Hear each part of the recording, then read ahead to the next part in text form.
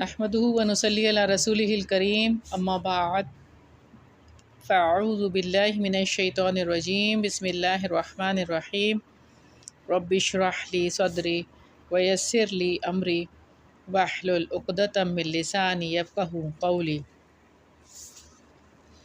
آج ہم ایک نیا باب شروع کر رہے ہیں، الجنت والنار، جنت اور جہنم۔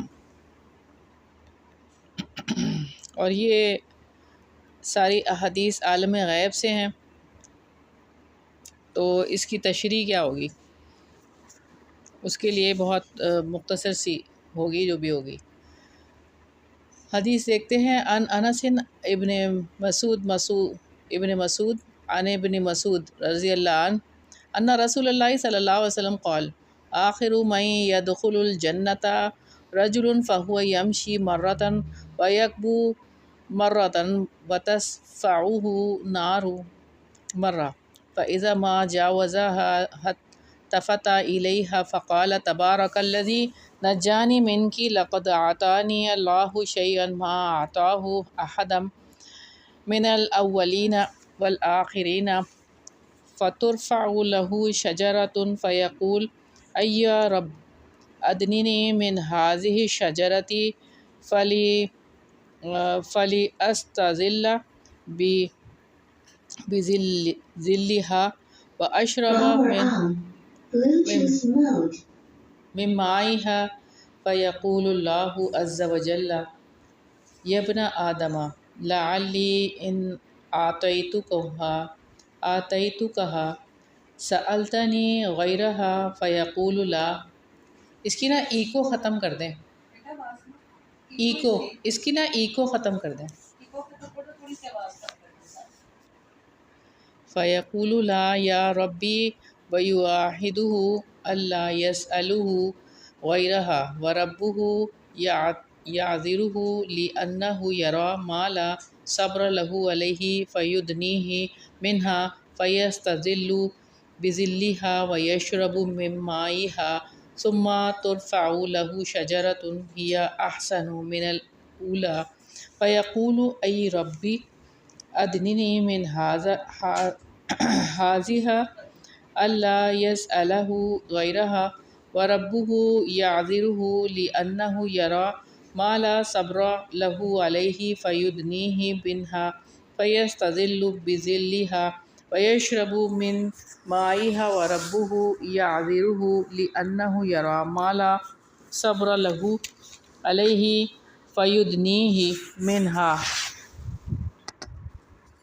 فيستظل بظلها ويشرب من مائها ثم ترفع له شجرة عند باب الجنة هي أحسن من الأوليين ويقول أي ربي أدنني من هذه لأستظل بظلها وأشرب من مائها لا أسألك غيرها فيقول يا ابن آدم ألم تعاهدني ألا تسألني غيرها قال بلى يا ربي هذه لا أسألك غيرها وربه يعذره لأنه يرى ما لا صبر له عليه فيدنيه منها فإذا أدناه منها فيسمع أصوات أهل الجنة فيقول أي ربي أدخلنيها فيقول أي ابن آدم ما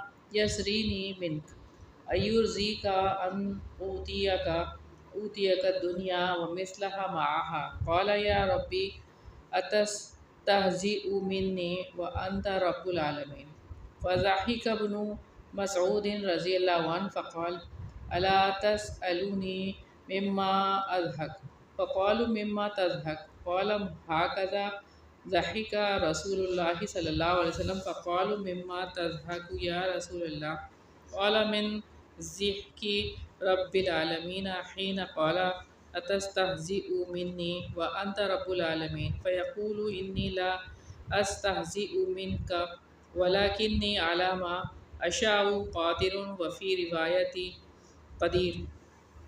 سیدنا انس رضی اللہ عنہ سیدنا عبداللہ بن مسعود رضی اللہ عنہ سے روایت کرتے ہیں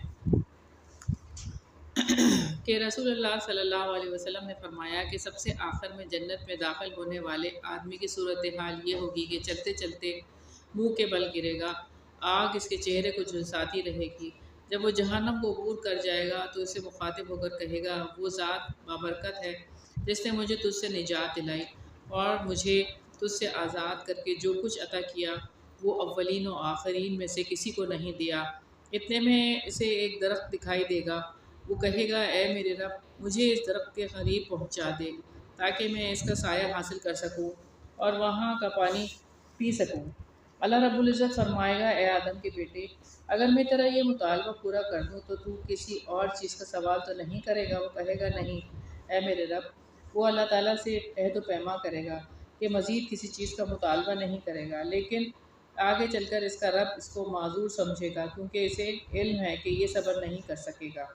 اللہ تعالیٰ اسے اس درخت کے قریب کر دے گا، وہ اس کے سائے میں سسرائے گا اور پانی پیے گا۔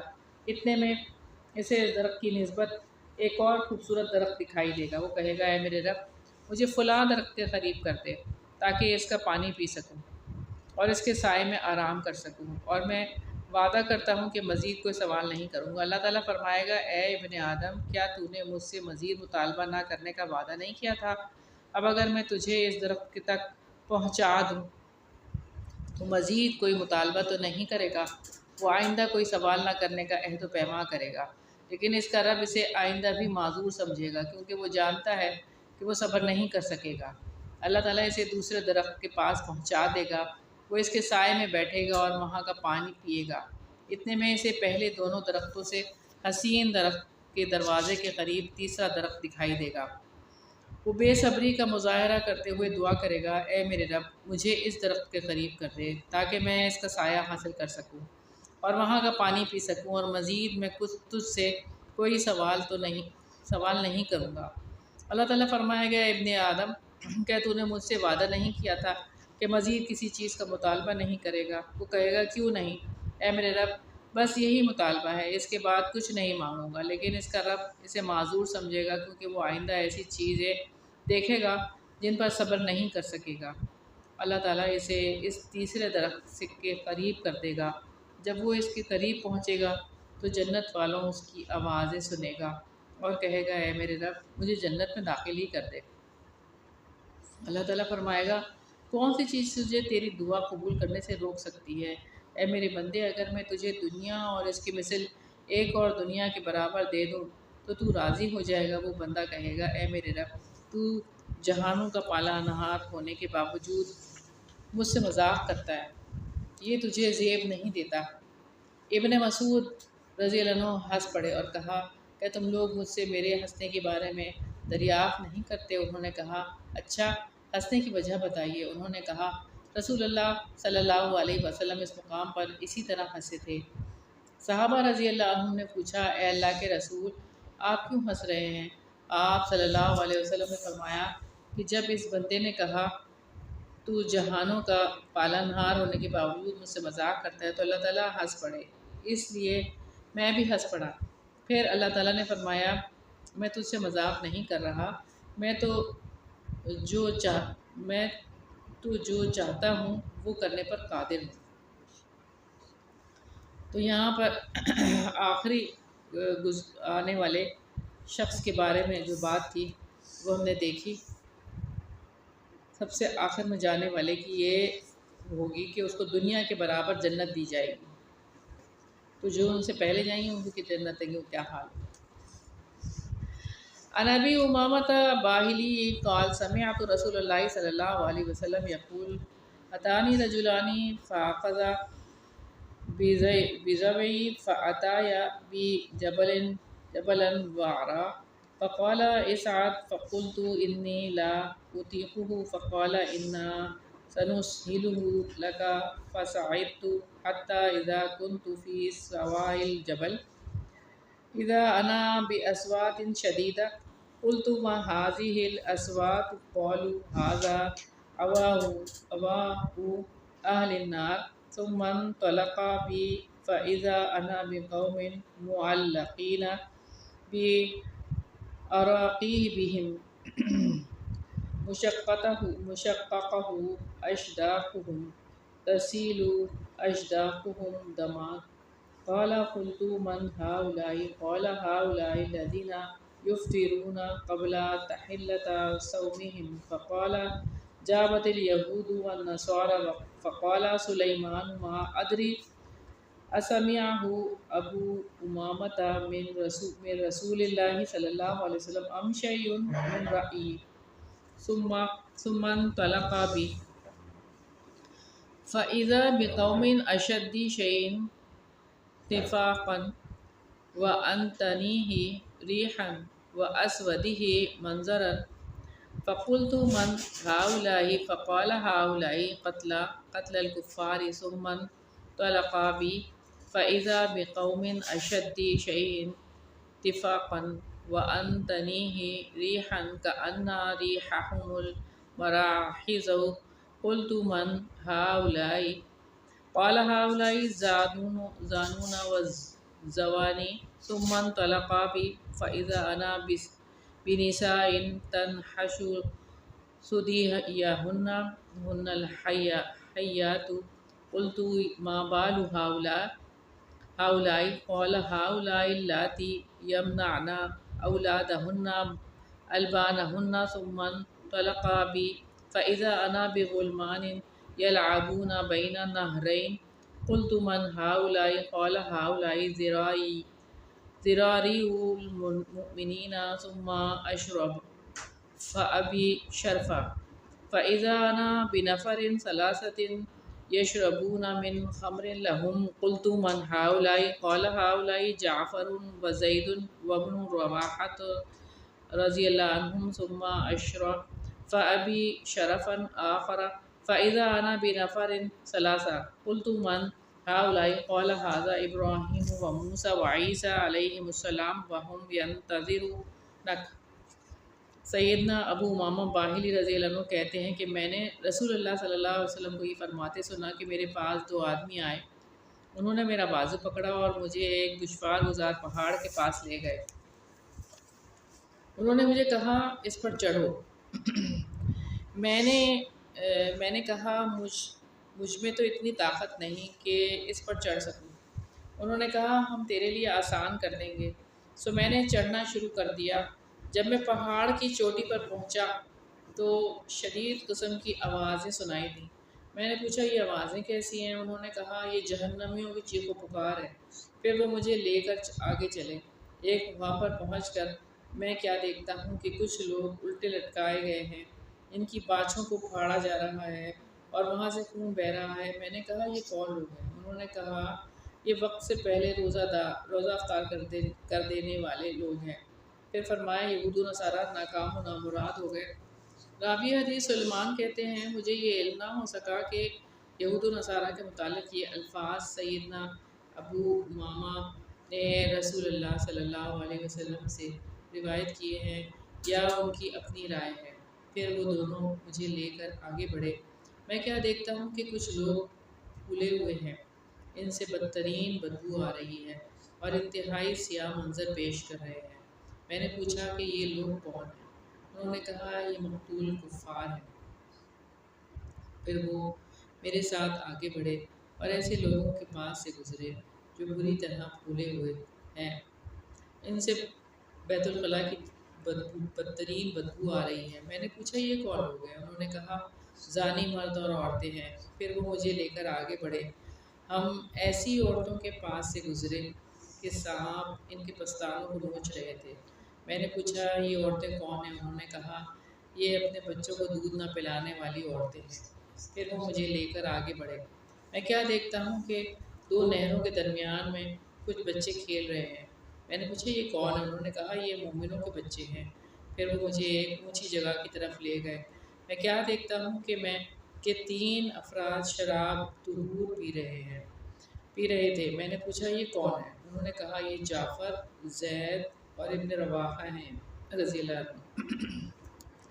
پھر وہ مجھے ایک اور بلند جگہ کی طرف لے گئے. وہاں ہمیں 3 افراد نظر آئے. میں نے پوچھا یہ کون ہیں؟ انہوں نے کہا یہ ابراہیم، موسیٰ اور عیسیٰ علیہ السلام ہیں جو آپ کا انتظار کر رہے ہیں. تو یہاں پہ اگر آپ دیکھیں تو دوزخ کی ان کی چیخ و پکار ہے۔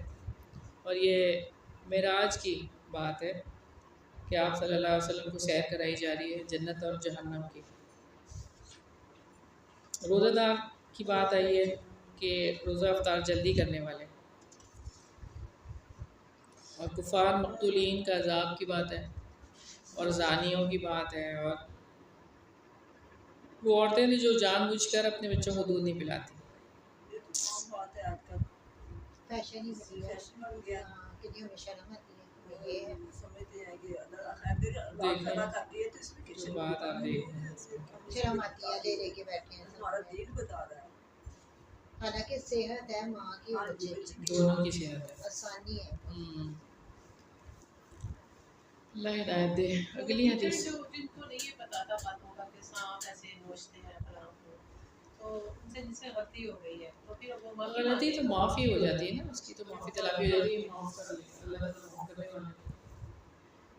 ضرورت فی الجنتی و ضرورت فی النار فقد کتب فی القدر، ایک گروہ جنت میں اور ایک جہنم میں بلا شبہ یہ تقدیر میں لکھا جا چکا ہے۔ عن عبداللہ بن قال فرج علینا رسول اللہ صلی اللہ علیہ وسلم فی یدہ کتابان فقال اتدرون ما هذان الكتابان فقلنا لا یا رسول اللہ الا ان تخبرنا فقال للذی فی یدہ یمنا هذا کتاب من رب العالمین فیہ اسماء اہل الجنة و اسماء آبائہم وقبائلہم ثم اجمل علی آخرہم فلا یزاد فیہم ولا ينقص منهم ابدا ثم قال للذی فی شماله هذا کتاب من رب العالمین فیہ اسماء اہل النار واسماء آبائہم وقبائلہم ثم اجمل علی آخرہم فلا یزاد فیہم ولا ينقص منهم فقال اصحابہ ففیما العمل یا رسول اللہ ان کان امر قد فرغ من فقال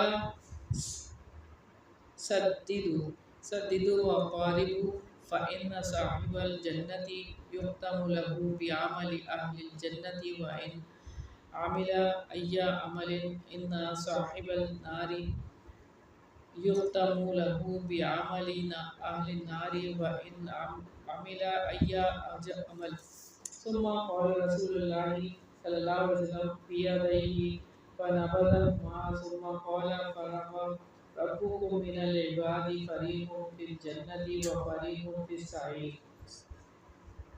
سیدنا عبداللہ بن عمر رضی اللہ عنہ بیان کرتے ہیں کہ رسول اللہ صلی اللہ علیہ وسلم ہمارے پاس تشریف لائے اور آپ کے ہاتھ میں 2 کتابیں تھیں۔ آپ صلی اللہ علیہ وسلم نے فرمایا کہ تم جانتے ہو کہ یہ کتابیں کون سی ہیں؟ ہم نے کہا نہیں اے اللہ کے رسول، ہاں اگر آپ بتا دیں تو۔ آپ نے دائنے ہاتھ میں پکڑی ہوئی کتاب کے بارے میں فرمایا یہ کتاب رب العالمین کی طرف سے ہے، اس میں جنت والوں کے نام، ان کے آبا کے نام اور ان کے قبائل کے نام بھی ہیں۔ پھر آخر تک ان کا اجمالاً ذکر کیا گیا۔ اب اس میں نہ زیادتی کی جا سکتی ہے اور نہ کمی۔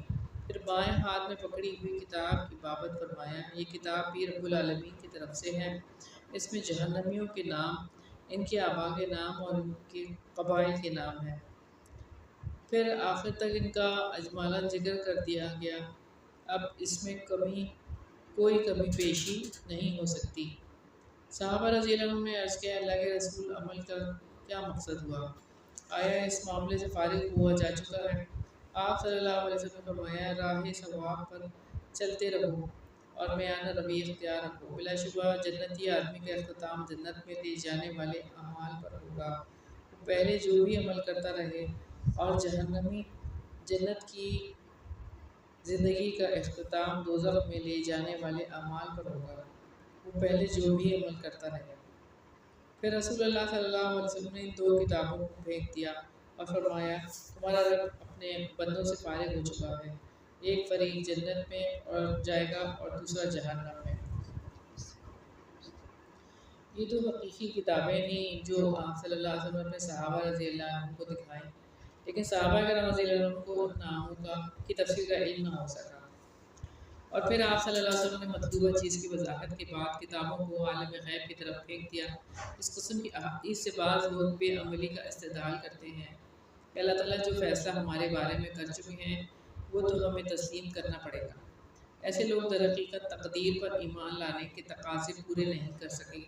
تقدیر اللہ تعالیٰ کے علم کو کہتے ہیں، یعنی انسانیت کی تخلیق، اور قبل اسے علم تھا کہ فلاں نیک ہوگا اور فلاں بد۔ اس سے یہ کیسے پتہ چلا کہ وہ نیک کو نیک بننے اور بد کو برا بننے پر مجبور کرتا ہے؟ اگر ایسی بات ہوتی تو قرآن و حدیث میں نیکی کی رغبت اور برائی سے نفرت دلانے اور انبیاء اور رسول کو بھیجنے کا کیا فائدہ ہوتا؟ اس حدیث میں صحابہ کرام رضی اللہ عنہ نے بھی یہ اشکال پیش کیا۔ جواباً نبی کریم صلی اللہ علیہ وسلم نے عمل کی ترغیب دلائی، لہٰذا ہمیں چاہیے کہ ہم نیک عمل کریں اور برے عمل سے بچیں۔ آپ کو پتہ ہی ہے نا تقدیر کی بات، تو یہ اللہ تعالیٰ جانتے ہیں کہ وہ شخص کیا کرے گا، آگے تک بھی جانتے ہیں، کرنا اس نے خود ہی ہے۔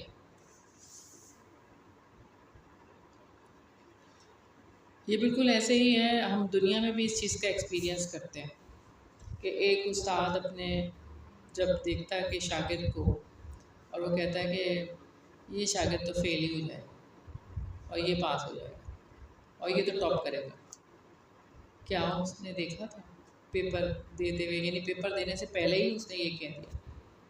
کیسے؟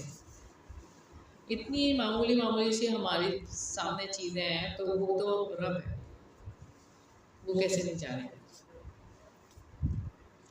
باب نصف اہل الجنت، یہ جو کہتے ہیں کہ کتابوں کو پھینک دیا نبی صلی اللہ علیہ وسلم نے، کیسے ہوا میں ایسے پھینک دیا؟ ہاں، عالم غیب کی طرف پھینک دیا۔ اب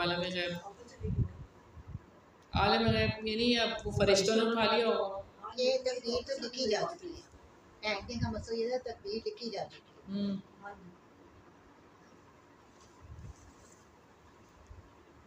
لیکن وہ ساری چیزیں دعا سے توبہ سے اللہ تعالیٰ تقدیر بھی بدل دیتا ہے۔ ہاں ایسا ہے، صلہ رحمی سے بھی، صلہ رحمی سے بھی عمر میں اضافہ ہوتا ہے۔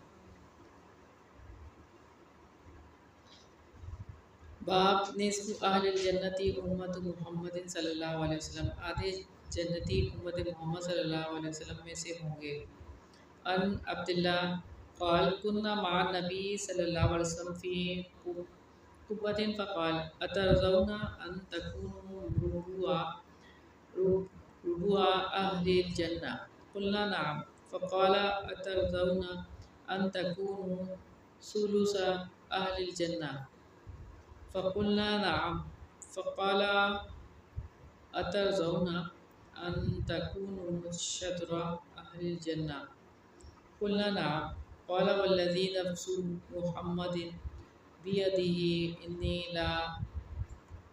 لأرجو ان تكونوا نصف اہل الجنہ وذلك ان الجنة لا يدخلها الا نفس مسلمة وما انتم في اہل الشرك الا كالشعرة البيضاء في جلد ثور اسود او كالشعرة السوداء في جلد ثور احمر۔ سیدنا عبداللہ رضی اللہ عنہ بیان کرتے ہیں کہ ہم نبی کریم صلی اللہ علیہ وسلم کے ساتھ ایک خیمے میں تھے۔ آپ نے فرمایا کہ تم اس بات پہ راضی ہو جاؤ کہ تم اہل جنت کا چوتھائی حصہ ہو؟ ہم نے کہا جی ہاں۔ آپ صلی اللہ علیہ وسلم نے فرمایا کیا تم اہل جنت کے تیسرا حصہ ہونے پر راضی ہو؟ ہم نے کہا جی ہاں۔ آپ نے فرمایا کیا تم اس بات پر راضی ہو کہ تم اہل جنت کا نصف حصہ ہو؟ ہم نے کہا جی ہاں۔ آپ صلی اللہ علیہ وسلم نے فرمایا اس ذات کی قسم جس کے ہاتھ میں محمد صلی اللہ علیہ وسلم کی جان ہے، مجھے امید ہے کہ تم اہل جنت کا نصف حصہ ہوگے۔ اتنا وسیع حصہ ملنے کی وجہ یہ ہے کہ جنت میں صرف مسلمان داخل ہوں گے، اور تم میں اہل شرک کا اتنا تناسب اتنا ہی ہے جتنا کہ کالے رنگ کے بیل کی جلد میں ایک سفید بال یا سرخ رنگ کے بیل کی جلد میں ایک کالے بال کا ہونا ہے، کالا بال ہوتا ہے۔ تو یہاں پر امت کی فضیلت بتائی جا رہی ہے کہ جنت میں ان کی تعداد کتنی ہوگی. سب سے زیادہ تعداد آپ صلی اللہ علیہ وسلم کی امت کی ہوگی، وگرنہ کچھ تو ایسے ہوں گے نا انبیاء اپنے ساتھ کوئی 80 افراد لے کر آئے گا، کوئی 40. اچھا ہاں، جو پہلے پیغمبر گزر چکے ہیں ان میں سے. لیکن بہت کم تھے نا وہ، حضرت میں تو کوئی بھی نہیں آیا. یہاں پہ لکھا ہوا ہے کہ جنتیوں کی 120 صفیں ہوں گی. اور آپ کو پتہ ہے کہ جنتی داخل کیسے ہوں گے جنت میں؟ ہم پہلے بھی بات کر چکے ہیں.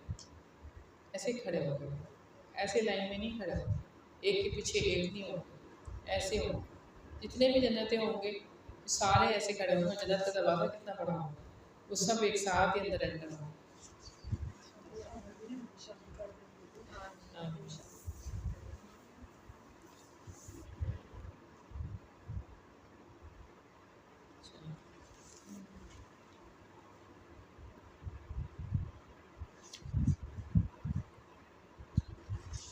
اگلی حدیث میں پڑھیں. نبی صلی اللہ علیہ وسلم کی 80 صفیں ہونی ہے نا ان کی امت کی. 80 صفیں ہونی نا امت کی ان کی. 120 کل ہے نا جنتیوں کی، اس میں سے نبی صلی اللہ علیہ وسلم کی امت کی 80 صفیں ہونی ہیں. یہ لکھا ہوا ہے تو 80 صفیں اسی چڑھائی کے رخ میں ہی ساری جائیں گی. ایک صف پوری ایک صف ہی ایک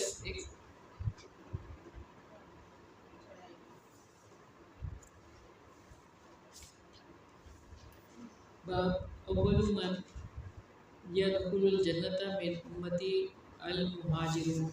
میری امت کے مہاجر سب سے پہلے جنت میں جائیں گے.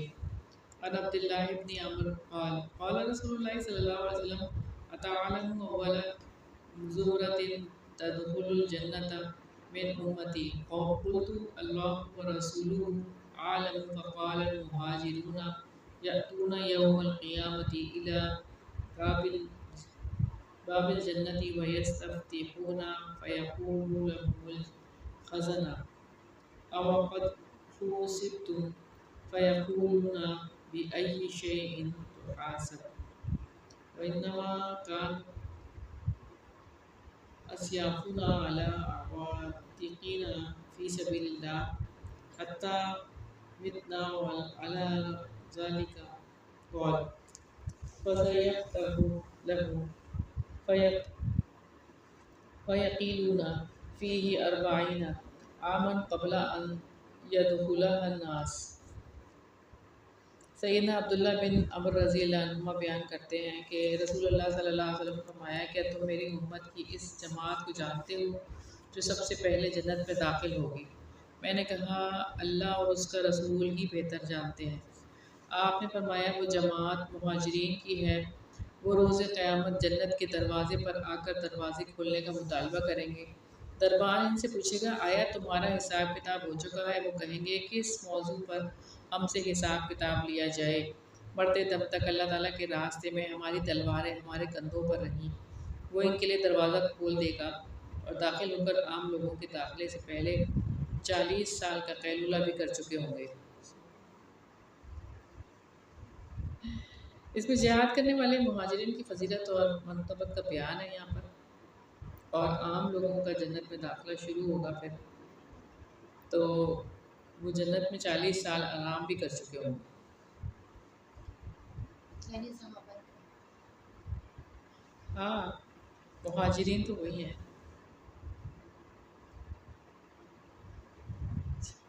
باب اسم الاشارتی بالسلاح علی اخی.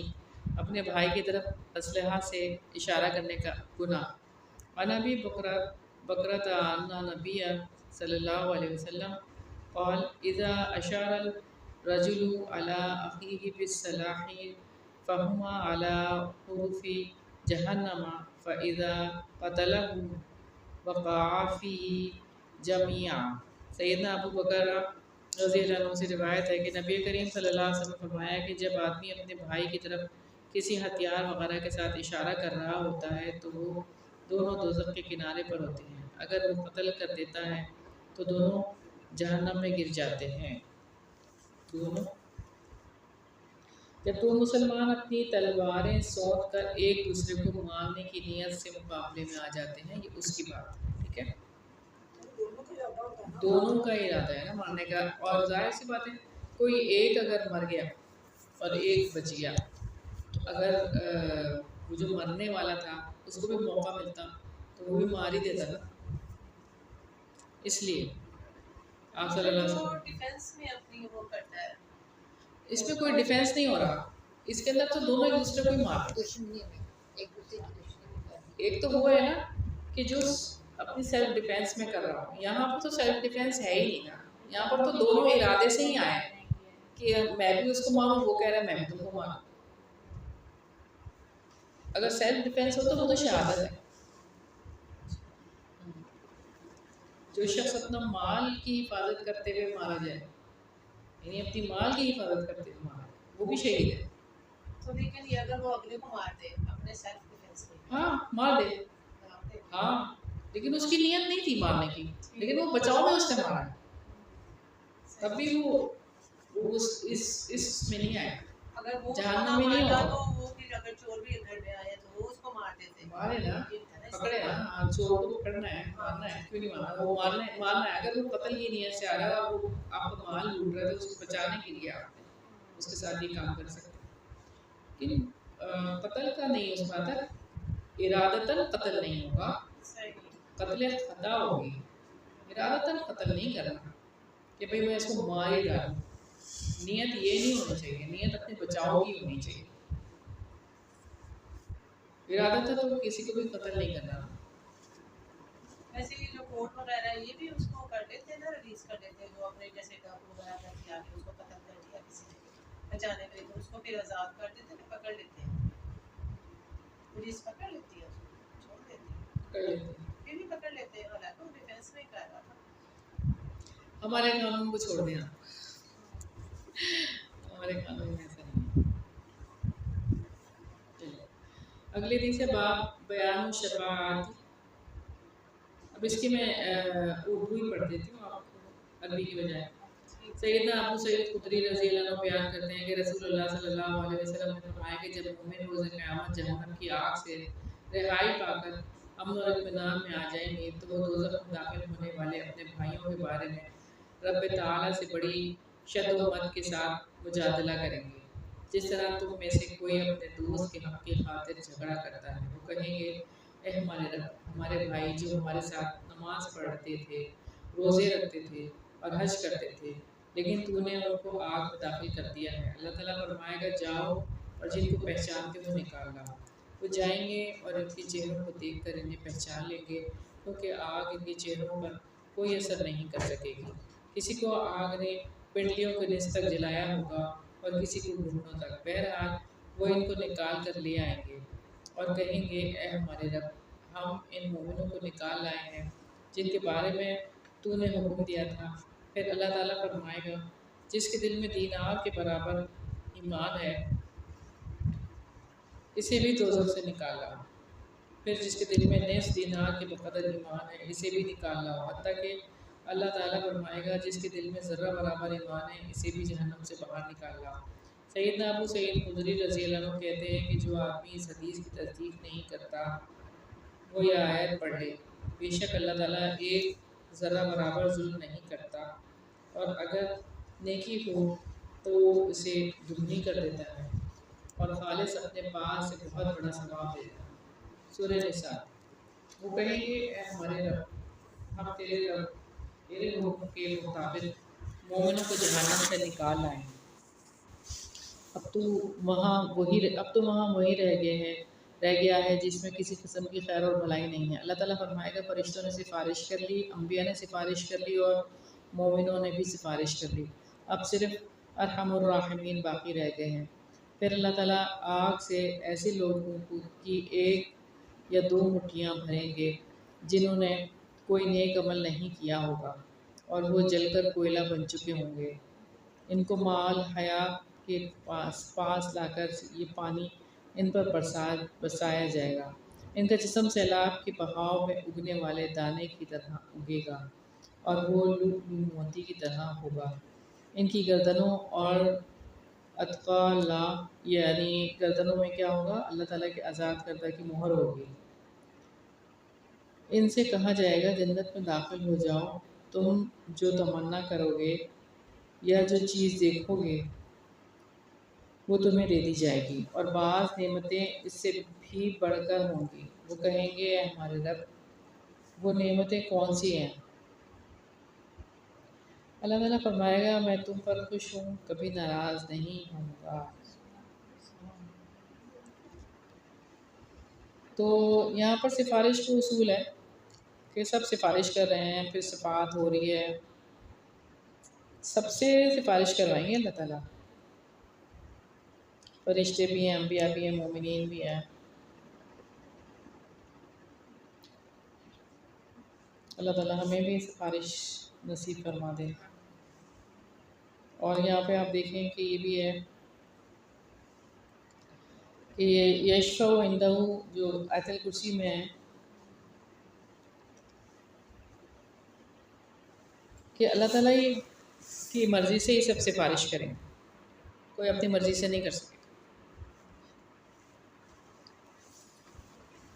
ٹیچر وہ جنت تو ایک منٹ کا بھی برداشت نہیں ہوتا تھا، لیکن یہ نا سزا کاٹ کے تو پھر انہوں نے اندر ہے جن کو کہتے ہیں کہ سفارش کر دو پر جگہ تو ہوں گے۔ اسی لیے دنیا میں کوشش کریں کہ اللہ تعالیٰ ہمارے سارے گناہوں کو یہیں پر ہی معاف کر دیں۔ باب رضا اللہ اکبر من الجنہ، اللہ کی رضا مندی جنت سے بھی بڑی نعمت ہے۔ عن جابر بن عبداللہ قال قال رسول اللہ صلی اللہ علیہ وسلم اذا دخل اہل الجنة الجنة يقول الله عز وجل هل تشتهون شيئا فأزيدكم فيقولون ربنا وما فوق ما أعطيتنا قال فيقول رضواني أكبر۔ سیدنا جابر بن عبداللہ رضی اللہ عنہ کہتے ہیں کہ رسول اللہ صلی اللہ علیہ وسلم نے فرمایا کہ جب جنت والے جنت میں داخل ہو جائیں گے تو اللہ تعالیٰ فرمائے گا کیا مزید کسی چیز کی خواہش ہے تاکہ وہ بھی دے دو۔ وہ کہیں گے اے ہمارے رب، جو کچھ تو نے عطا کیا اس سے مزید بڑھ کر کیا ہو سکتا ہے کہ اس کی خواہش کی جائے۔ وہ کہے گا تم سے میرا راضی ہو جانا سب سے بڑی نعمت ہے، سب سے بڑی بات اللہ تعالیٰ کی رضا ہے، اس سے بڑی اور کوئی بات۔ باب سوال الفردوس، جنت الفردوس کا سوال کرنا۔ عن الارباز بن ساریہ مرفوعا اذا سألتم اللہ فسلوه الفردوس فإنه سر الجنہ۔ سیدنا ارباز بن ساریہ رضی اللہ عنہ سے روایت ہے کہ رسول اللہ صلی اللہ علیہ وسلم نے فرمایا کہ جب تم اللہ تعالیٰ سے سوال کرو تو جنت الفردوس کا سوال کیا کرو، کیونکہ وہ جنت کا اعلیٰ اور افضل حصہ ہے۔ تو جب مانگنا ہے تو کون سی جنت مانگنی ہے؟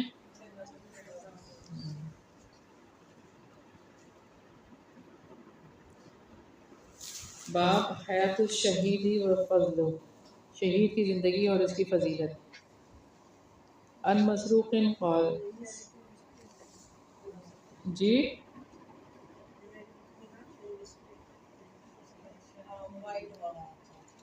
آپ کے پاس کیا ہوا ہے؟ نہیں ہے؟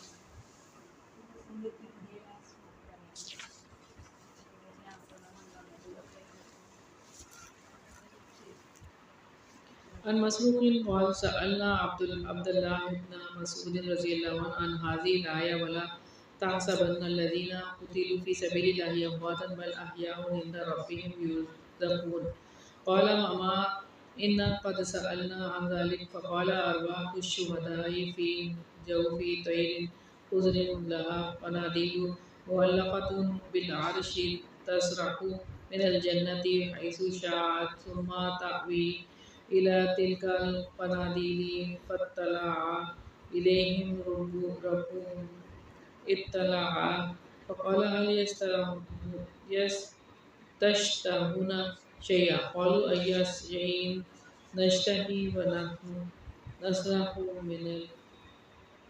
من الجنة حيث شئنا ففعل ذلك بهم 3 مرات فلما رأوا أنهم لن يتركوا من أن يسألوا قالوا يا ربي نريد ترد أرواحنا في أجسادنا حتى نقتل في سبيلك مرة أخرى فلما رأى أن ليس لهم حاجة تركوا. مسروق کہتے ہیں کہ میں نے سیدنا عبداللہ بن مسعود رضی اللہ عنہ سے اس آیت کے بارے میں سوال کیا، جو لوگ اللہ کی راہ میں شہید کیے گئے ہیں ان کو ہرگز مردہ نہ سمجھے بلکہ وہ زندہ ہیں، اپنے رب کے پاس روزیاں دیے جاتے ہیں۔ انہوں نے کہا اگر وہ ہم نے اس آیت کے بارے میں سوال کیا تھا، آپ صلی اللہ علیہ وسلم نے یہ جواب دیا تھا شہداء کی ارواح سب پرندوں کے اندر ہوتی ہیں، ان کے لیے عرش کے 7 قندیلیں لٹک رہی ہوتی ہیں، وہ جہاں چاہیں جنت میں جھکتے رہتے ہیں اور پھر ان قندیلوں کی طرف لوٹ آتے ہیں۔ ان کا رب اوپر سے دیکھ کر انہیں کہتا ہے مزید کوئی چیز چاہتے ہو؟ وہ کہتے ہیں ہم کس چیز کی خواہش کریں؟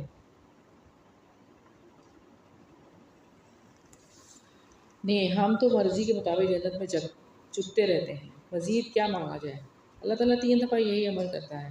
جب وہ دیکھتے ہیں کہ انہیں مزید سوال کرنے پر مجبور کیا جا رہا ہے تو وہ کہتے ہیں ہمارے رب تو ہماری روحوں کو ہمارے اصل جسموں میں لوٹا دے تاکہ تیری راہ میں مزید ایک دفعہ شہید ہو سکے۔ جب اللہ تعالیٰ دیکھتا ہے کہ ان کو مزید کسی چیز کی کوئی ضرورت نہیں ہے تو انہیں ان کے حال پر چھوڑ دیا جاتا ہے۔ تو یہ شہید ہو گئے۔ اور شہادت کے حوالے سے یہ کہ آپ صلی اللہ علیہ وسلم نے کیا فرمایا تھا، اگر میں یہ تمنا کرتا ہوں کہ مجھے شہید کیا جائے، پھر دوبارہ بھیجا جائے، پھر شہید کیا جائے، پھر دوبارہ بھیجا جائے، پھر شہید کیا جائے، یعنی اتنی دفعہ۔ بس یہ کہ شہادت اتنا بڑا رتبہ ہے۔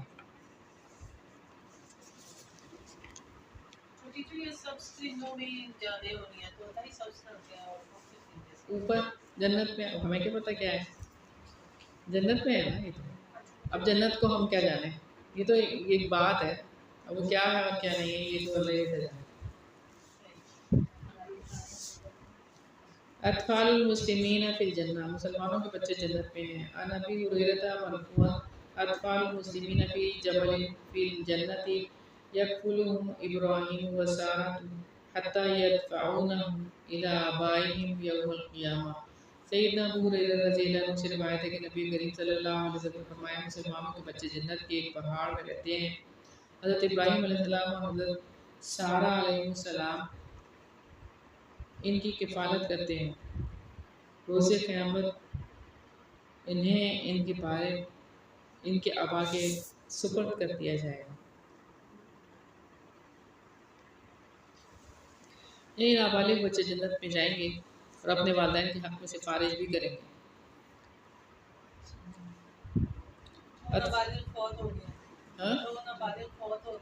ہاں جی، جو نابالغ فوت ہو گئے وہ تو جنت میں ہے نا، ابراہیم علیہ السلام اور سارہ علیہ السلام کی کفالت میں ہے، لیکن قیامت میں وہ اپنے والدین کے پاس ہیں اور ان کی سفارش کریں، والدین کی سفارش کریں۔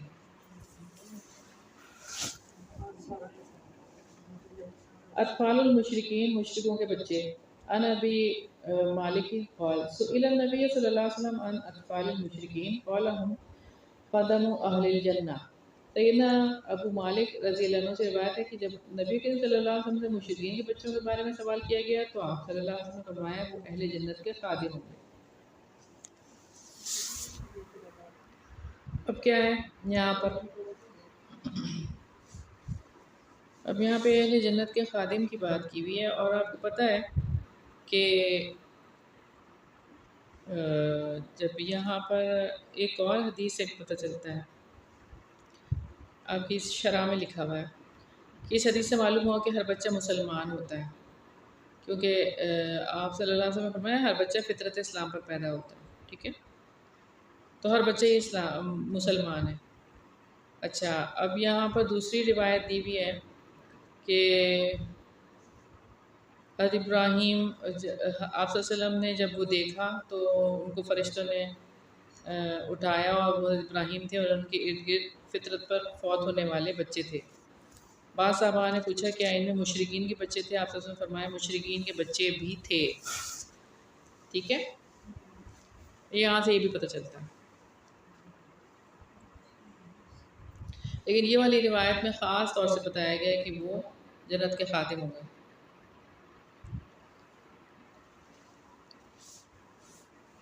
عن ابن عباس قال قال محمد صلی اللہ علیہ وسلم اطلعت فی الجنت فرأيت أكثر أهلها الفقراء واطلعت في النار فرأيت أكثر أهلها النساء۔ سیدنا عبداللہ بن عباس رضی اللہ عنہ سے روایت ہے کہ محمد رسول اللہ صلی اللہ علیہ وسلم نے فرمایا کہ جب میں نے جنت میں دیکھا تو وہاں فقراء کی کثرت پائی، اور جب جہنم میں دیکھا وہاں عورتوں کی کثرت نظر آئی۔ اب یہاں پر فقراء اور مساکین کی کثرت جنت میں اور عورتوں کی، تو زیادہ عورتوں کو جہنم میں دیکھنے کی کیا بڑی وجہ کہ وہ لان تان کرتی ہیں اور ناشکری ہیں۔ اچھا، ضروری نہیں ہے اب کوئی کہے کہ فلاں عورت کا تو وہ پابند ہی نہیں ہے، یعنی اس سے تو کبھی شادی نہیں یا اس کی شادی نہیں، تو ناشکری اپنے گھر والوں کی، اپنے گھر جہاں جو بھی گھر والے ہیں ان کی، اور لان تان کی، تو اس چیز کو ہم نے اپنی زندگیوں سے نکالنا ہے۔ جیسے کہ حدیث میں آتا ہے نا کہ ساری زندگی کرتے رہو، جب ایک دفعہ کوئی ایسی بات ہو جائے تو کہتے میں تو اس گھر میں سکھ ہی نہیں پایا، فوراً سے ایسے ہی ہوتا ہے کہ ایسا ہو گیا، ہم تو ایسے ہی بیچ میں کتنے اچھے دن بھی گزرے ہوتے ہیں سب کچھ، لیکن پھر بھی انسان ایسے کہہ دیتا ہے نا زبان۔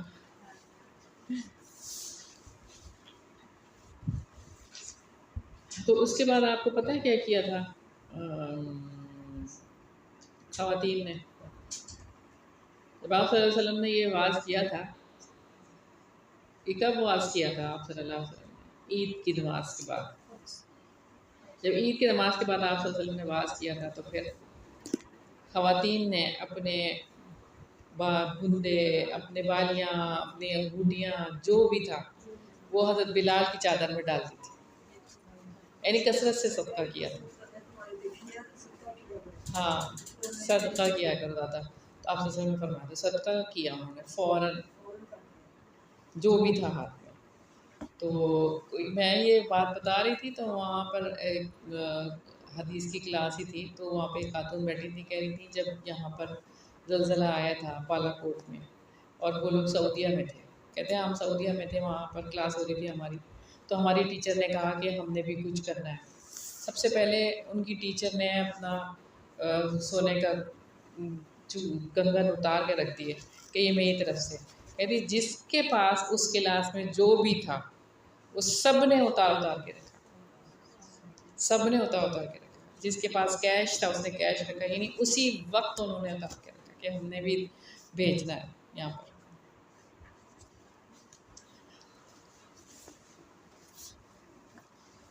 بہرحال صدقہ کثرت سے کرنا ہے انشاءاللہ تعالی۔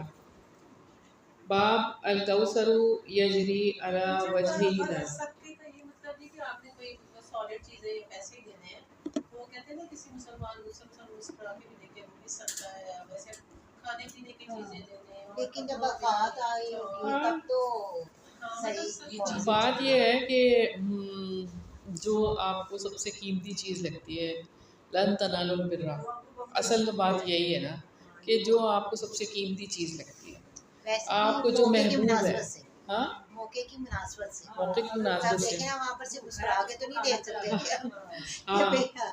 زلزلہ آیا تو اور جب آپ صلی اللہ علیہ وسلم نے کہا کہ آپ صدقہ کریں تو سب نے اپنی چیزیں ہی اتار کے دی ہیں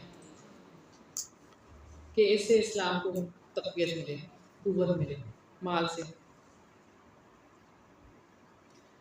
باب الکوثر یجری علی وجہ الارض، کوثر زمین کی سطح پر چلتی ہے۔ عن انس بن مالک ان قرأ هذه الآية انا اعطیناک الکوثر قال قال رسول اللہ صلی اللہ علیہ وسلم اوتیت الکوثر فاذا هو نهر یجری کذا على وجه الارض ولم يشق شقا فاذا حاقته فبابه اللؤلؤ فضربت بيده إلى تربته فإذا هو مسكة زفرة وإذا حساه اللؤلؤ۔ سیدنا انس بن مالک رضی اللہ عنہ نے یہ آیت پڑھی، بے شک ہم نے آپ کو کوثر عطا کی ہے، اور کہا کہ رسول اللہ صلی اللہ علیہ وسلم نے فرمایا مجھے کوثر عطا کی گئی ہے، وہ ایک نہر ہے جو بغیر شق کے سطح زمین پر اس طرح چلتی ہے، اس کے کناروں پر لؤلؤ موتیوں کے کبے ہیں۔ میں نے اپنا ہاتھ اس کی مٹی پر مارا تو کیا دیکھتا ہوں کہ وہ تو انتہائی تیز مہکنے والی کستوری ہے اور اس کی کنکریاں لؤلؤ موتی ہیں۔ آپ کو پتہ یہ نہر کوثر پانی سے زیادہ سفید ہے، دودھ سے زیادہ سفید ہے بھائی، اور یہاں پہ پانی لکھا ہوا، دودھ سے زیادہ سفید اور شہد سے زیادہ میٹھی ہے۔ ہاں یہاں پہ پانی کاٹ دیں، دودھ ہے یہ۔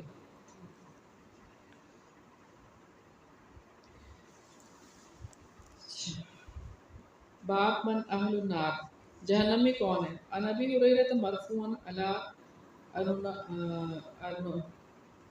انبئکم بأہل الجنہ الضعفاء المظلومون علی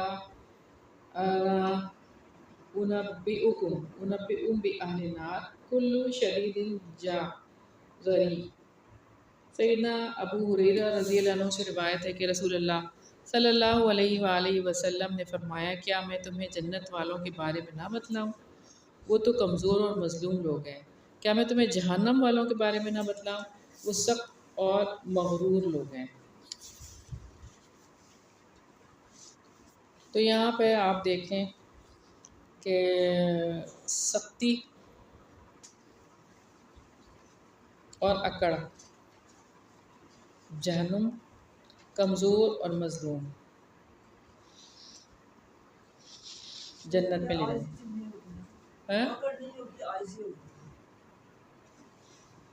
صحیح ہے، لیکن یہاں پہ کمزور اور مظلوم کی بات، ضعفاء اور مظلوم کی بات ہے۔ ہاں کمزوری ہے،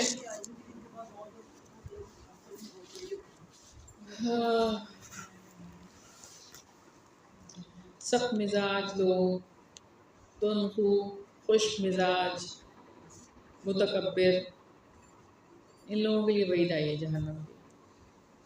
ہم لوگ اپنی سختی کو چیک کرتے رہیں اور دعائیں مانگتے رہیں اللہ تعالیٰ سے کہ اللہ تعالیٰ نرمی دے۔ کیسے چیک کریں سختی کو؟ سچویشن میں چیک کر سکتے ہیں، جب آپ سچویشن میں ہو تو آپ کو پتہ چل جاتا ہے میں سخت مزاج ہوں میں نرم مزاج ہوں۔ یعنی کہ کسی کا دکھ سن کے بندے کے رحم نہ آیا اس پہ، کہاں ٹھیک ہے اسی کا معاملہ ہے نا۔ ہاں چلیں یہ بھی بات ٹھیک ہے۔ ہمیں کیا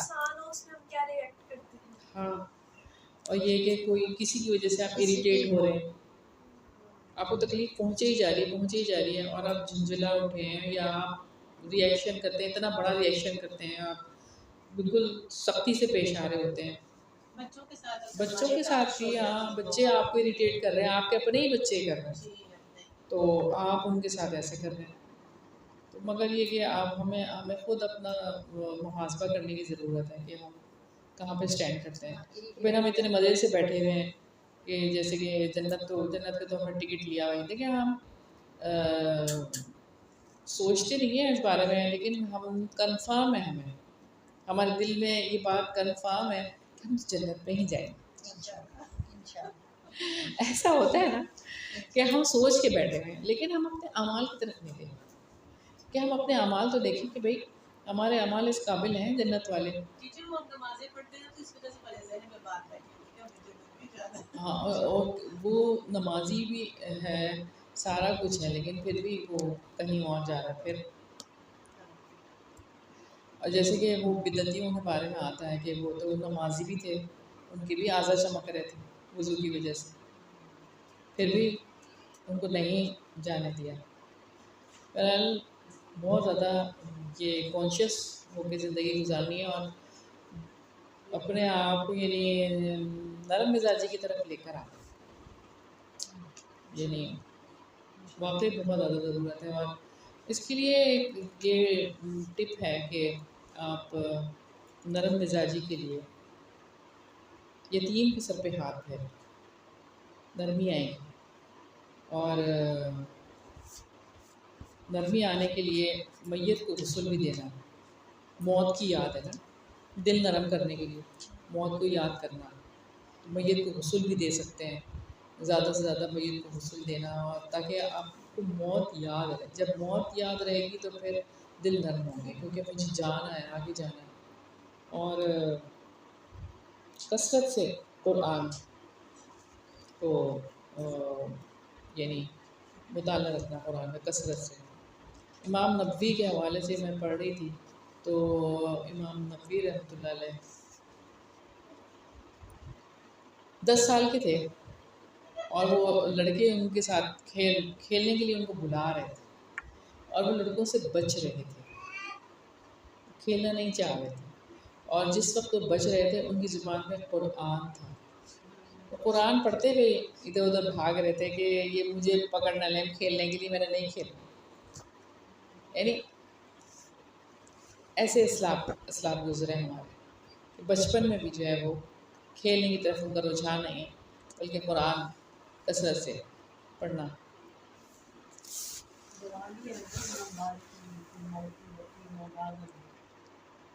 اچھا ٹھیک ہے، تو بتا دیں ان کو ترجمہ بھی بتا دیں۔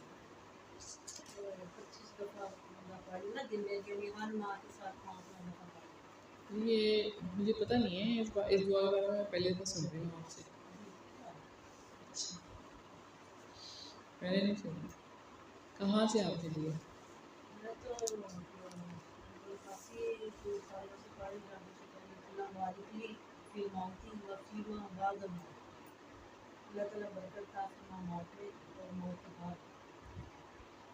مجھے اس بارے میں پتہ نہیں ہے، ٹھیک ہے اس کو دیکھتے ہیں۔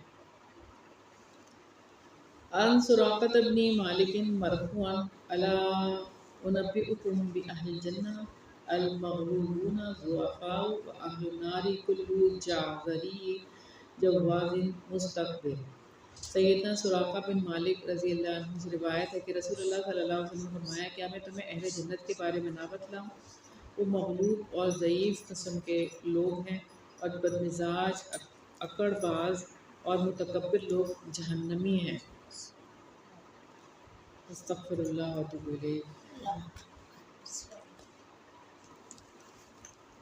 باب کیف حیات الجہنمیین، جہنم والوں کی زندگی کیسی ہوگی۔ عن ابی سعید الخدری مرفوعا اما اہل النار الذین هم اہلها فی روایت الذین لا یرید اللہ عز وجل اخراجهم فإنهم لا يموتون فیہا ولا یحیون ولکن ناس اصابتهم النار بذنوبهم یرید اللہ عز وجل اخراجهم فأماتهم اماتة حتى إذا كانوا فحما أذن بشفاعة فجيء بهم زبائر فبصوا على أنهار الجنة ثم قيل يا أهل الجنة أفيضوا عليهم فينبتون نبات الحبة تكون في حميل السيل۔ سیدنا ابو سعید خدری رضی اللہ عنہ سے روایت ہے کہ رسول اللہ صلی اللہ علیہ وسلم نے فرمایا کہ اللہ تعالیٰ جن دوزخیوں کو جہنم سے نکالنے کا کوئی ارادہ نہیں رکھتے، وہ نہ مریں گے اور نہ جئیں گے، یعنی ان کی حیات کو نہ موت کی حالت کہا جا سکتا ہے اور نہ زندگی کی حالت، لیکن جن جہنمیوں کو اللہ کا وہاں سے نکالنے کا ارادہ ہوگا وہ انہیں موت دے دے گا، یہاں تک کہ وہ جل جل کر کوئلہ بن جائیں گے، پھر ان کے لیے سفارش کرنے کی اجازت دی جائے گی اور ان کو گروہوں کی شکل میں وہاں سے نکال کر جنت کی نہروں میں ڈال دیا جائے گا۔ وہ ایسے اگیں گے جیسے سیلاب کے بہاؤ میں دانہ اگتا ہے، یعنی بہت جلد اپنے وجود میں آ جائیں گے۔ تو یہاں ہم نے پہلے بھی یہ والی بات دیکھی تھی، سفارش کی بات، تو کافی لوگ سفارش کریں گے اور پھر اس کے بعد اللہ تعالیٰ، اور اللہ تعالیٰ جس سے چاہیں گے سفارش کروائیں گے۔ باب ذکر فرس الجنہ، جنت کے گھوڑے کا ذکر۔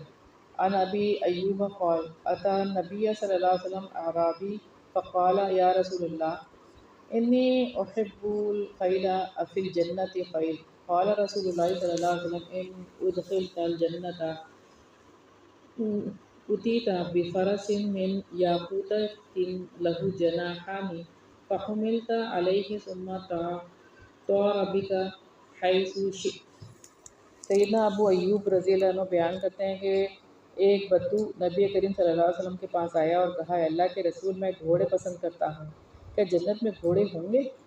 رسول اللہ صلی اللہ علیہ وسلم نے فرمایا جب تجھے جنت میں داخل کر دیا جائے گا تو تیرے پاس یاقوت کا گھوڑا لایا جائے گا، اس کے 2 پر ہوں گے، تجھے اس پر سوار کر دیا جائے گا اور جہاں تو چاہے گا پرواز کر کے لے جائے گا۔ تو جنت کی نعمتوں کی کیا ہی بات ہے۔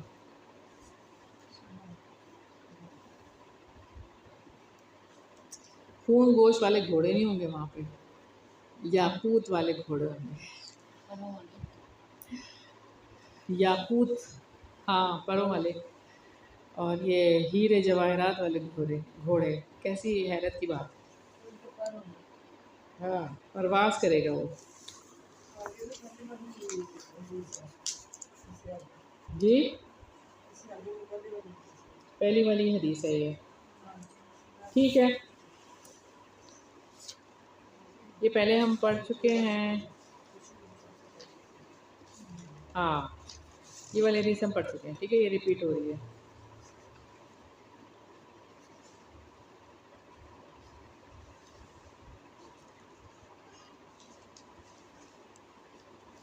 اچھا لیکن اس میں اگلا حصہ جو ہے نا، آخری حصہ، وہ ذرا ڈفرینٹ ہے، تو اس کو ہم دیکھتے ہیں، نیکسٹ پیج سے پڑھ لیتے ہیں، ٹھیک ہے۔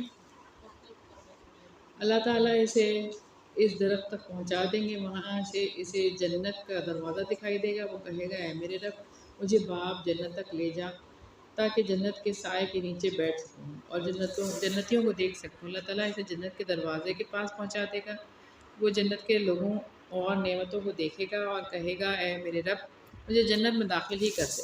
اللہ تعالیٰ اسے جنت میں داخل کر دے گا، جب وہ جنت میں داخل ہوگا تو پوچھے گا یہ جگہ میری ہے؟ اللہ تعالیٰ فرمائے گا تو تمنا کر، وہ تمنا کرے گا اور اللہ تعالیٰ سے یاد کرائیں گے کہ اس قسم کی نعمتوں کا سوال کرتا جا یہاں تک کہ اس کی تمناؤں کی انتہا ہو جائے گی۔ اللہ تعالیٰ فرمائے گا تجھے تیری تمنا اور مزید اس کا 10 گنا ملے گا۔ پھر وہ جنت میں اپنے محل میں داخل ہوگا، 2 آہو چشم حوریں اس کے پاس آ کر کہیں گی تمام تعریفیں اس اللہ کے لیے ہیں جس نے تجھے ہمارے لیے اور ہمیں تیرے لیے زندہ کیا۔ وہ کہے گا جو کچھ مجھے ملا یہ کسی جنتی کو نہیں دیا گیا، اور اہل جہنم میں سب سے کم عذاب والا وہ شخص ہوگا جسے آگ کے 2 جوتے پہنائے جائیں گے اور جن کی حرارت کی وجہ سے اس کا دماغ ابلنا شروع ہو جائے گا۔ استغفر اللہ۔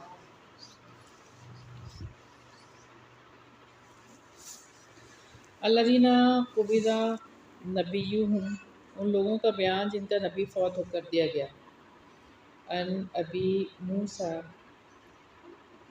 عن النبی صلی اللہ علیہ وسلم قال ان اللہ عز وجل اذا اراد رحمت امت من عبادہ قبض نبیها قبلها لها فرطا وسلفا بین بیدیها واذا اراد ہلاکت امت عذبها ونبیها حی فاہلکها وهو ينظر فاقر عینہ بہلاکتها حین کذبوه وعصوا امرہ۔ سیدنا ابو موسیٰ رضی اللہ عنہ سے روایت ہے کہ نبی کریم صلی اللہ علیہ وسلم جب اللہ تعالیٰ کسی امت پر رحمت کرنے کا ارادہ کرتا ہے تو وہ اس کے نبی کو ان سے پہلے فوت کر کے اسے ان کے لیے میر سامان اور پیش رو بنا دیتا ہے، اور جب کسی امت کی ہلاکت کا ارادہ کرتا ہے تو اسے نبی کی زندگی میں اور اس کے سامنے عذاب کے ذریعے اسے ہلاک کر دیتا ہے، چونکہ وہ نبی کو جھٹلانے والے اور اس کی نافرمانی کرنے والے ہوتے ہیں۔ اس لیے وہ بھی ان کی ہلاکت پر خوش ہوتا ہے۔ تو نبی کریم صلی اللہ علیہ وسلم سے قبل انبیاء کی موجودگی میں ان کی امتوں پر عذاب آیا، جیسے سیدنا نوح علیہ السلام، سیدنا یونس، سیدنا ہود اور سیدنا صالح علیہ السلام۔ لیکن اللہ تعالیٰ نے نبی کریم صلی اللہ علیہ وسلم کو ان کی امت سے پہلے اپنے پاس بلا لیا، جو اس بات کی دلیل ہے کہ انشاءاللہ آپ صلی اللہ علیہ وسلم ہمارے لیے بہترین میر سامان اور پیشرو ہوں گے۔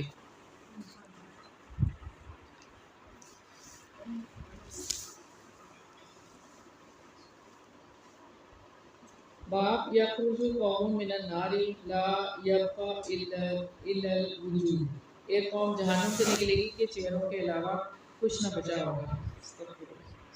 عن ابی سعید الخدری مرفوعا ان اللہ عز وجل یخرج قوم من النار بعد ما يبقى منهم فيها الا الوجوہ فیدخلهم اللہ الجنہ۔ سیدنا ابو سعید خدری رضی اللہ عنہ سے روایت ہے کہ رسول اللہ صلی اللہ علیہ وسلم نے فرمایا کہ اللہ تعالیٰ بعض لوگوں کو جہنم سے اس وقت نکالے گا جب ان کے وجود میں سے صرف چہرے باقی رہ چکے ہوں گے، اور ان کو جنت میں داخل کر دے گا۔ ارفعوا ذریتی المؤمنین، مومنوں کی اولاد کے درجات کو بلند کرنے کا بیان۔ عن ابن عباس رفعه الى النبی صلی اللہ علیہ وسلم ان اللہ لیرفع ذریۃ المؤمن الیہ فی درجته وان كانوا دونه فی العمل لیتقر بهم عینه، ثم قرأ والذین آمنوا واتبعتهم ذریتهم بإیمان الآیہ، ثم قال وما تقصنا آباء ما أعطینا البنین۔ سیدنا عبداللہ بن عباس رضی اللہ عنہما سے روایت ہے کہ نبی کریم صلی اللہ علیہ وسلم نے فرمایا کہ بے شک اللہ تعالیٰ مومن کو خوش کرنے کے لیے اس کی اولاد کو جنت میں اس کے درجے تک پہنچا دے گا اگرچہ ان کے عمل کم ہوں گے۔ پھر آپ صلی اللہ علیہ وسلم نے اس آیت کی تلاوت فرمائی، اور جو لوگ ایمان لائے اور ان کی اولاد نے بھی ایمان میں ان کی پیروی کی، اور پھر فرمایا ہم نے بیٹوں کو انعامات سے نواز کر ان کے آبا کی نعمتوں میں کوئی کمی نہیں کی۔ یہ بھی اللہ تعالیٰ کا احسان ہے کہ اولاد کے اعمال کی مقدار والدین سے کم ہوگی، لیکن والدین کو مزید سکون مہیا کرنے کے لیے ان کی اولاد کو انہی کا مقام عطا کر دیا جائے گا۔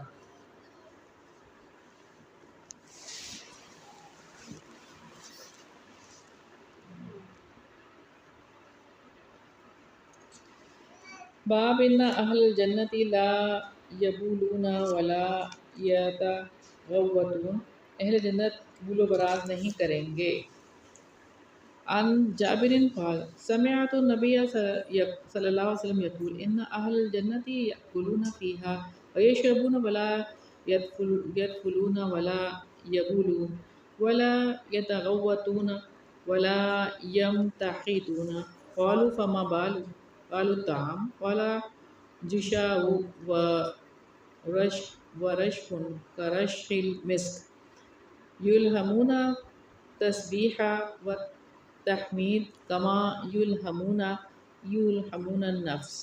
سیدنا جابر رضی اللہ عنہ بیان کرتے ہیں کہ میں نے رسول اللہ صلی اللہ علیہ وسلم کو یہ فرماتے سنا کہ بے شک جنتی لوگ قسم قسم کے معقولات کھائیں گے اور نو بنو مشروبات پئیں گے، لیکن وہ نہ تھوکیں گے، نہ پیشاب کریں گے، نہ پخانہ کریں گے، اور نہ ناک سیکھیں گے۔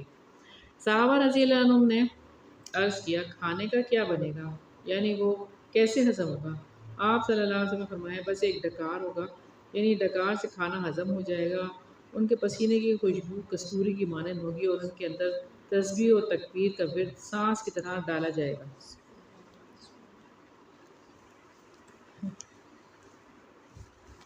بس اللہ تعالیٰ ایسے اعمال کر دیں ہمارے کہ ہم جنت میں چلے جائیں۔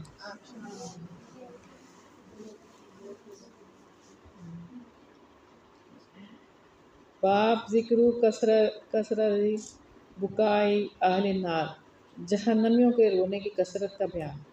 عن عبداللہ ابن قیس ان رسول اللہ صلی اللہ علیہ وسلم قال ان اہل النار لا یبکون حتی لو उजरियत सुफुन फी दुमुइहिम ला जरत व इन्नहुम ला यबकूना दमा यानी मकान दम।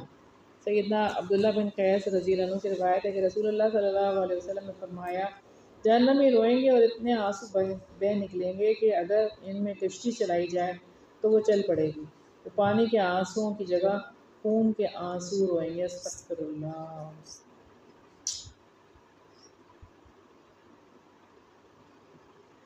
अब यहाँ पे आप देखिए ना कि जहन्नम से पनाह मांगनी है। एक आदमी दिन में 7 मरतबा जहन्नम से पनाह मांगता है तो जहन्नम खुद उसके हक़ में ये दुआ करती है कि ऐ मेरे रब, फलां बंदा मुझसे तेरी पनाह चाह रहा है तो उसे पनाह दे दे।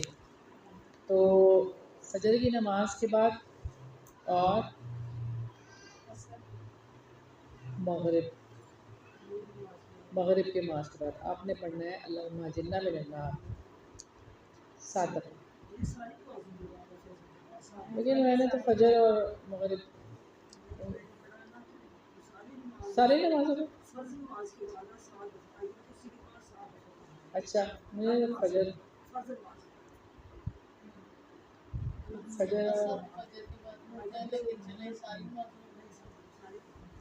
अच्छा ठीक है तो देखते हैं।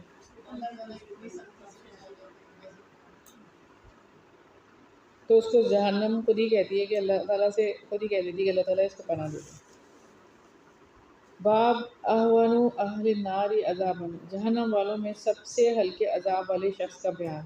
अन अबी हुरैरह अन नबी सल्लल्लाहु अलैहि वसल्लम क़ाल इन्ना अहवना अहल नारी अज़ाबन यौमल क़ियामति रजुलुन युहज़ा लहू नालानी मिन नारी यगली मिनहुमा दिमागहु यौमल क़ियामा।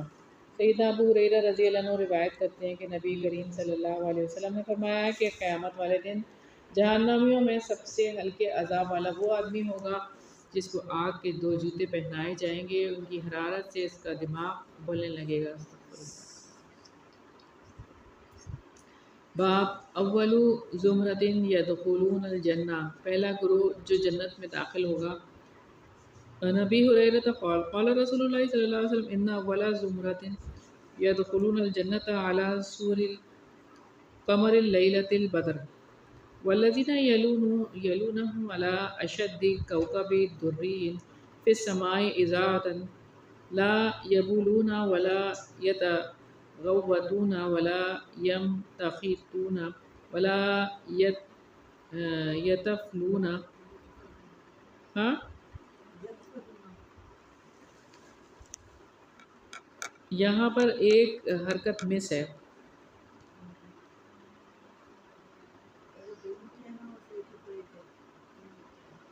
यतफ़लूना है, यतफ़लूना है, बल्कि फ़ा के ऊपर पेश है। यतफ़लूना अमशातुहुमुल ज़हबु व रशहुमुल मिस्कु व मजारिमुहुम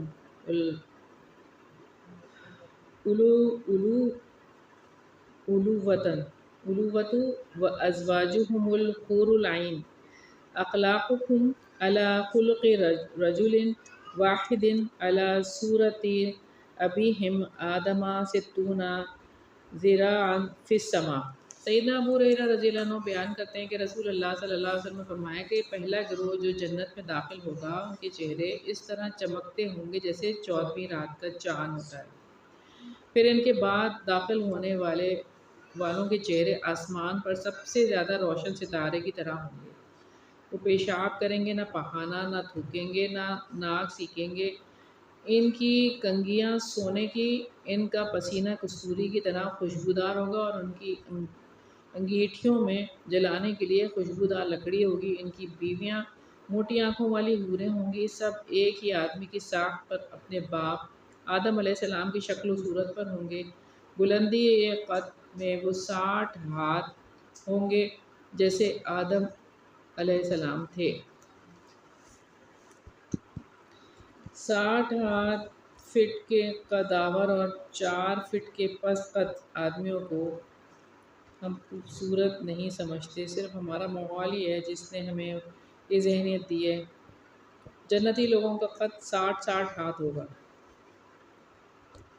اور وہ حسن کا شاہکار ہوں گے. تو کافی لمبا رہتا ہے. 60 سال. 60 ہاتھ اگر کیے دیں تو کتنا ہو گیا. ہاتھ سے کیا مراد ہے؟ یہ ہاتھ یہ پورا ہاتھ ہوتا ہے. یہ تو نہیں ہوتا، یہ تو بالش نہیں ہوتا. اچھا یہ ہاتھ تو یہ ہوتا ہے. تو کتنا فٹ اوکے. ہاں ایک ہاتھ ایک ہاتھ 60 فٹ کے 60 فٹ کتنا ہوتا ہے؟ 6 فٹ ہی ہوتا ہے. ہم لوگ 6 فٹ کے آدمی کو کہتے ہیں اتنا لمبا ہے نا. 9 گز ایسے تھوڑی کہتے تھے. 9 گز کے لوگ تھے پہلے. پہلے لمبے کرتے نا، پہلے لمبے ہو گئے. ہاں اور سارے ہی اتنے کٹ کے ہوں گے.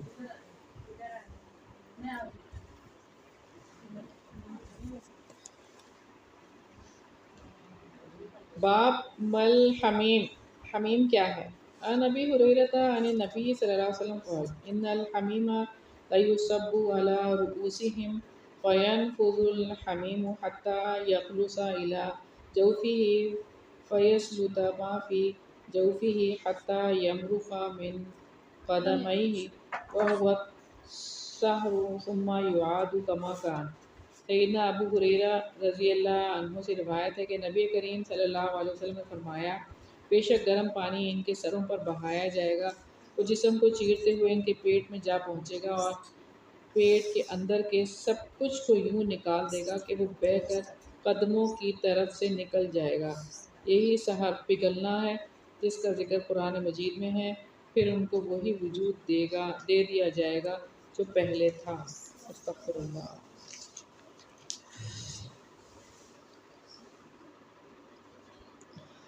ان الحور فی الجنت یتغنین. یقیناً جنت میں حوریں گانا گاتی ہیں.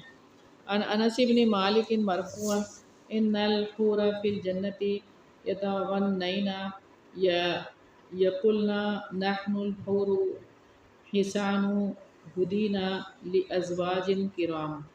سیدنا انس بن مالک رضی اللہ عنہ سے روایت ہے کہ رسول اللہ صلی اللہ علیہ وسلم نے فرمایا کہ جنت کی حوریں ترنم والی آواز میں کہتی ہیں ہم حسین و جمیل حوریں ہیں، ہمیں اعلیٰ ظرف خاوندوں کے لیے پیدا کیا گیا ہے.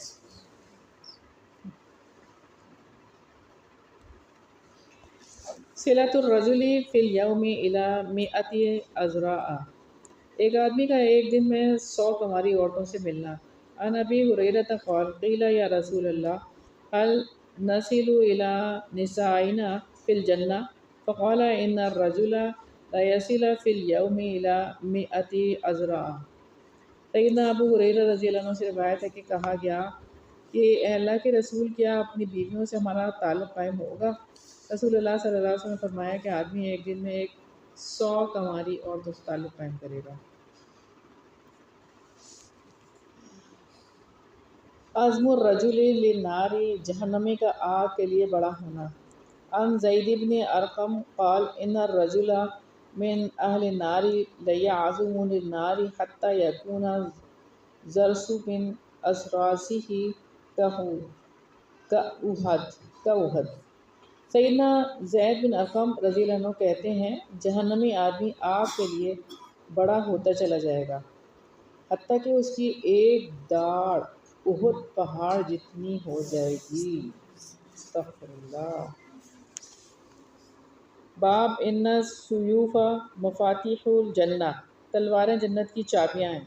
عن ابی بکر بن ابی موسیٰ اشعری قال سمعت ابی تجاہ العدو یقول سمعت رسول اللہ صلی اللہ علیہ وسلم یقول ان السیوف مفاتیح الجنہ فقال له رجل رس الحیئۃ انت سمعت هذا من رسول اللہ صلی اللہ علیہ وسلم قال نعم فسل سیفہ وکسر غمدہ والتفت الی اصحابہ وقال اقرؤوا علیکم السلام ثم تقدم الی العدو فقاتل حتی قتل.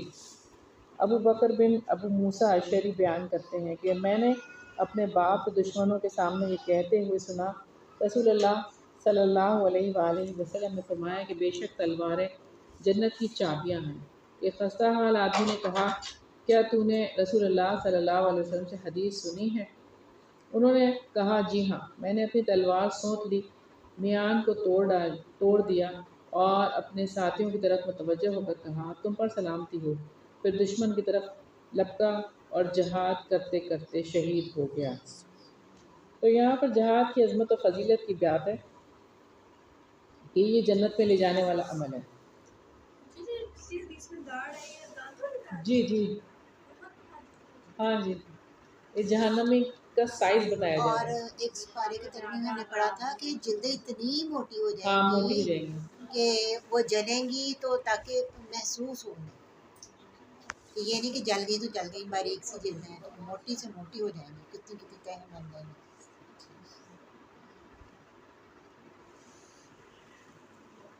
بعد قار جہنم، جہنم کی گہرائی کا بیان۔ عن عتبہ بن غزوان عن النبی صلی اللہ علیہ وسلم قال ان الصخرۃ العظیمۃ لتلقى من شفیر جہنم فتحوی فیہا 70 عاما ما تفضی الی قرارها۔ سیدنا عتبہ بن غزوان رضی اللہ عنہ سے روایت ہے کہ رسول اللہ صلی اللہ علیہ وسلم نے فرمایا اگر کوئی بڑی چٹان جہنم میں اس کے کنارے سے گرائی جائے تو وہ اس کی تہہ تک پہنچنے کے لیے 70 سال تک گرتی رہے گی، اتنی نیچے ہوگی جہنم،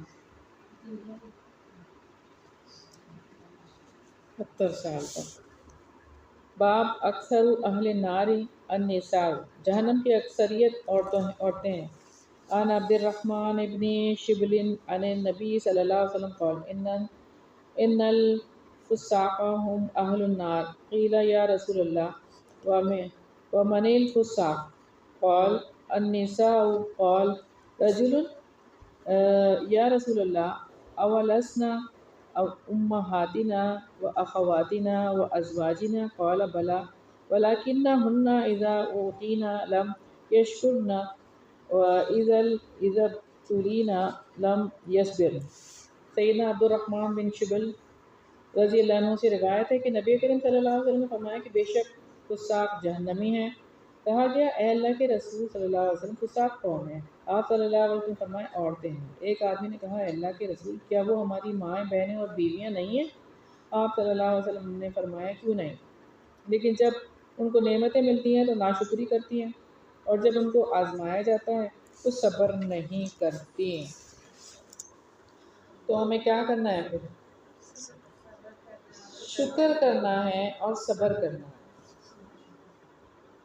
شکر اور صبر، اور یہی بات ہم اپنے بچوں کے اندر بھی ٹرانسفر کریں گے، شکر اور صبر۔ تھوڑی سی گرمی ہوتی ہے تو ہم بچوں کے سامنے کہنا شروع کر دیتے ہیں ہائے گرمی ہائے گرمی، تھوڑی سی سردی زیادہ ہو جاتی ہے تو ہم کہتے ہیں ہائے سردی ہائے سردی۔ تو صبر کہاں سے آئے اور شکر کہاں سے آئے؟ ساری نعمتیں اور کتنی نعمتیں چاہیے ہم کو۔ ویسے ایک بات ہے، سردی بھی بہت بڑی نعمت ہے اور گرمی بھی بہت بڑی نعمت ہے، سارے موسم، اور ان موسموں میں جو بھی چیزیں ہمیں ملتی ہیں وہ کیا کم۔ آپ یہ سوچیں کہ جب آپ کے پاس شدید گرمی ہو لائٹ چلی جائے، لیکن جب لائٹ آئے تو شکر ادا کرتے ہیں، ہائے شکر ہے ٹھنڈک میں بیٹھے۔ سب سے زیادہ شکر تو یہی کیا ہے ہے، تو شکر کا موقع تو اس وقت پہ بھی ملتا ہے، اور صبر کا بھی۔ اس کا مطلب صبر اور شکر ساتھ ساتھ ہے، صبر اور شکر ساتھ ساتھ ہے۔ بالکل صحیح بات ہے، ایسے ہی۔ لیکن ہم لوگ کرتے کیا ہیں، ذرا سا کچھ ہوتا ہے تو ہم بولنے لگ جاتے ہیں، وہ بولنا نہیں ہے اب ہم لوگوں نے اپنے منہوں پہ تالے لگانا، یعنی فضول میں ہم نے بات، ہاں تالے لگانے کا مطلب بھی یہی ہے کہ وہ والی باتیں جو ہے نا وہ ہم نے نہیں کرنی، ہم نے بات کرنی ہے تو جیسے کہ آپ صلی اللہ علیہ وسلم کم گو تھے، بات کرتے تھے لیکن بہت کم، اور جب ہم دیکھتے ہیں احادیث کو تو اس میں ہم دیکھتے ہیں کہ آپ صلی اللہ علیہ وسلم کی قولی احادیث صرف 20% ہے، اور جو آپ کی فعلی حدیثیں ہیں وہ 70% ہے، اور باقی جو تقریری حدیثیں ہیں وہ 10%. تو اس سے ہمیں پتہ چلتا ہے کہ آپ صلی اللہ علیہ وسلم نے عمل کر کے دکھایا، تو ہم بھی عمل کر کے دکھائیں گے تو بچوں کو پتہ چل جائے گا کہ کیا کرنے والا کام ہے اور کیا نہیں. ہاں، عمل سے بنتی ہے زندگی. مطلب خانہ بھی 2 سال کا نہیں ہوا، الحمدللہ کہ سب نماز پڑھتے ہیں نا، تو جیسے میں کہوں نا کہ چلو نماز کا ٹائم ہوا ہے، جا کے جانا اچھا ہے، کہتے ہیں اللہ اکبر، سیدھا سجدے میں، چاہے جس طرف میں رخ ہوتا ہے نا وہیں میں چلا جاتا سجدے میں. ایسے ہی ہے. 2 جمعوں سے تو مسجد بھیج رہے ہیں نماز کے لیے، اسے چلا جاتا ہے، حالانکہ ابھی پیپر لگاتا ہے. اور ویسے ہونا چاہیے ایسے. باب جزاء المنافقی وعددہم، منافقوں کی سزا اور ان کی تعداد کا بیان. عن قیس بن عباد قال قلنا لعمار ارأيت قتالكم أرأيا رأيتموه فإن الرأي يخطئ ويصيب أو عهده إليكم رسول الله صلى الله عليه وسلم فقال ما عهد إلينا رسول الله صلى الله عليه وسلم شيئا لم يعهده للناس كافة. وقال إن رسول الله صلى الله عليه وسلم قال إن في أمتي 12 منافقا لا يدخلون الجنة ولا يجدون ريحها حتى يلج الجمل في سم الخياط 8 منهم يكفيكهم دبيلة سراج من نار يظهر في أكتافهم حتى ينجم من صدورهم. قیس بن عباد کہتے ہیں ہم نے یہ سیدنا عمار رضی اللہ عنہ سے پوچھا اس لڑائی کے بارے میں آپ کا کیا خیال ہے؟ کیا یہ آپ لوگوں کی اپنی رائے کا نتیجہ ہے جس میں غلط یا درست ہونے کا احتمال پایا جاتا ہے، یا آپ کو رسول اللہ صلی اللہ علیہ وسلم نے اس قسم کی وصیت فرمائی ہے؟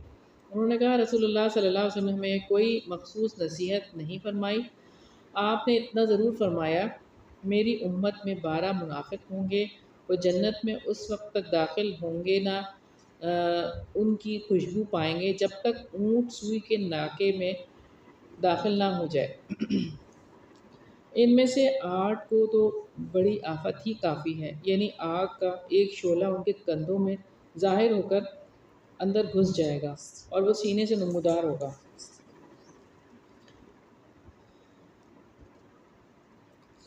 اچھا، اب یہاں پر تو بہرحال اس لڑائی کا ذکر ہے، اور اس میں یہاں پر جو مین بات ہے نا وہ کیا ہے کہ منافق جو ہیں وہ کون لوگ ہیں؟ جو زبان سے تو کہتے ہیں مسلمان ہیں لیکن دل میں ان کے ایمان نہیں ہوتا. تو یہ جو آیت ہے نا یہ قرآن کی کہ